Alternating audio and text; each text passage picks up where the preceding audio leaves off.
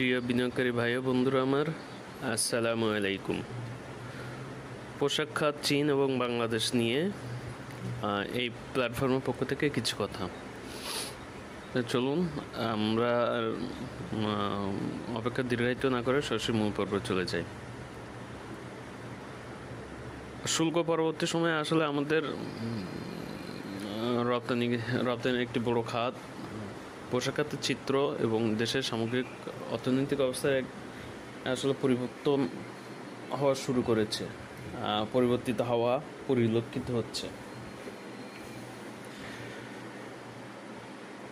শুল্ক আমাদের জন্য আসলে আল্লাহর রহমতে যেন আশীর্বাদ হয়ে এসেছে। আমরা যেমন আমাদের প্রতিযোগী দেশগুলোর সাথে শুল্ক কমানোর কারণে প্রতিযোগিতায় টিকে রয়েছি, তেমনিভাবে আমাদের নিকটতম প্রতিদ্বন্দ্বীদের শুল্ক বাড়ানোর কারণেও আমরা এগিয়ে আছি। তার মধ্যে একটি অন্যতম দেশ যাদের উপর শুল্ক বেশি আরোপিত হয়েছে এবং আমাদের অন্যতম প্রতিদ্বন্দ্বী দেশ চীন ও ভারত। বাড়তি শুল্ক আরোপ পরবর্তী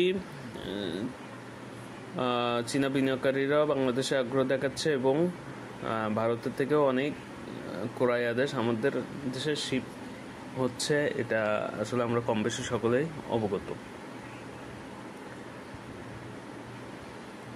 হান্ডা গার্মেন্টস কোম্পানি চট্টগ্রামের মিশরের বেবজা অর্থনৈতিক অঞ্চলে প্রায় $4 কোটি বিনিয়োগে পোশাক কারখানা স্থাপন করবে। এটা আসলে একটু অত্যন্ত আশাবাঞ্চক খবর। একই অঞ্চলে খাইশি গ্রুপও $4 কোটি বেশি বিনিয়োগে পোশাক কারখানা নির্মাণ করবে বলে আশ্বস্ত করেছেন। বেবজা কর্তৃপক্ষের তথ্য অনুযায়ী 2024 সালের আগস্ট থেকে 2025 সালের মার্চ পর্যন্ত 34টি চীনা বিনিয়োগকারী কারখানা স্থাপনের প্রস্তাব দিয়েছেন।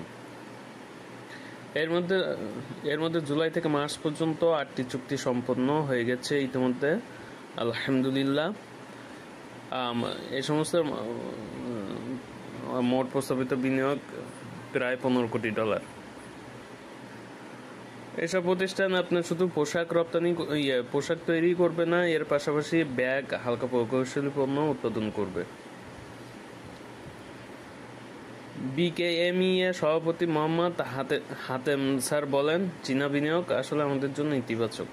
তারা শুধু বিনিয়োগ করবে না, ক্রেতাও নিয়ে আসবে।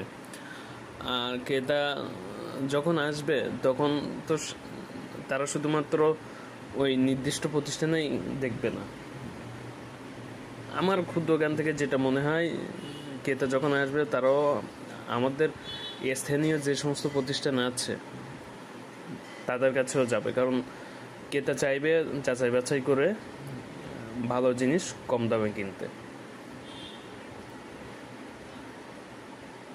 তিনি একথাও বলেন যে অর্ডার বাড়াতে ব্যাংকিং সহায়তা, গ্যাস বিদ্যুতের নির্বিচ্ছিন্ন সরবরাহ এবং কাস্টমস সহযোগিতা প্রয়োজন। এটা আসলে দরকার, কারণ পণ্য উৎপাদন করলাম আর এর সাথে আনুষঙ্গিক আর কোনো সহায়তা পেলাম না, আসলে তো তাতে কোনো লাভ হবে না। লাভ তখন হবে যখন পণ্য উৎপাদনের সাথে সাথে আনুষঙ্গিক বিষয়গুলো পজিটিভ থাকবে। কিছু জিনিস আসলে 10 মিলে কাজ না করলে, 10 মিলে সহযোগিতা না হলে বেলা শেষে ফলাফল জিরোই থেকে যায়। আবার অনেক নিম্নমুখী জিনিস দশমুখী সহায়তার কারণে অনেক উপরে উঠে যায়। আলহামদুলিল্লাহ, আমাদের দেশের পোশাক বিশ্বের সেরা পোশাক, আর আমাদের পোশাক খাতের উপরে বৈদেশিক সকলের চাহিদা আছে। এই শুল্ক পরবর্তী আসলে চীনের ক্রয়াদেশ বাংলাদেশ পাচ্ছে। মার্কিন শুল্কের কারণে চীনের রপ্তানি প্রথমত প্রায় 16% কমেছে, আর চীনের মার্কেট শেয়ার কমে এসেছে 18.88%। অপরদিকে আমাদের অন্যতম নিকটতম প্রতিদ্বন্দ্বী দেশ ভিয়েতনাম, তারা একই সময়ে $777 কোটি রপ্তানি করে বাজারে শীর্ষে পৌঁছেছে। ভিয়েতনাম আসলে আমাদের চোখের সামনে মানে কত এগিয়ে গেছে সব সেক্টরে। বাংলাদেশের মার্কেট শেয়ার বেড়ে 10% দাঁড়িয়েছে। শিল্প সংশ্লিষ্টরা বলেছেন মার্কিন শুল্ক নীতির কারণে চীনের অর্ডার বাংলাদেশে স্থানান্তরিত হচ্ছে। চীনের রপ্তানি চলতি বছর জানুয়ারি থেকে জুনে কমেছে $110 কোটি।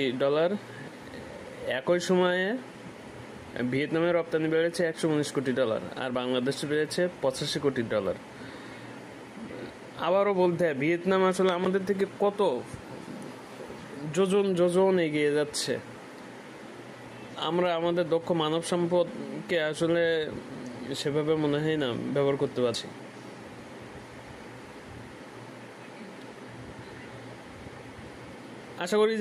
আশা করা যায় যে আল্লাহর রহমতে আগামী দিনগুলো আমাদের নীতি নির্ধারকরা এবং আমাদের ব্যবসায়িক নেতারা আমাদের দেশের দক্ষ শ্রমিক ভাইদেরকে সঠিকভাবে কাজে লাগাবেন এবং আমাদের রপ্তানির উন্নয়ন ঘটাবেন। আমার দেশের শ্রমিক ভাইয়েরা দুনিয়ার সবচেয়ে সেরাদের সেরা, এটা আমি মানি, এটা আমি মনে প্রাণে বিশ্বাস করি। কারণ আমার দেশের মানুষ, আমার দেশের পণ্য দুনিয়ার সেরা, কোনো কিছুই আমার দেশের ধারে কাছে নেই। ধন্যবাদ। আসসালামু আলাইকুম।